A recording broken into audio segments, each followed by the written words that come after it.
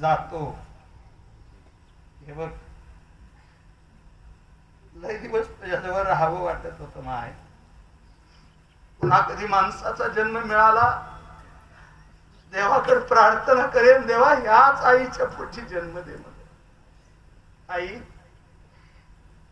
जायची अजिबात इच्छा नाही, तुझ्याजवळ राहावं वाटतं, त्या आभी बरोबर खेळावं वाटतं, त्या गौरी बरोबर थांबावं वाटतं.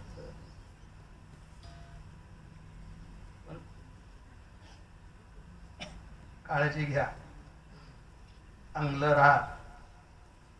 माझ्यानंतर माझं नाव जिवंत राहावं याच्यासाठी कर्तृत्व करा.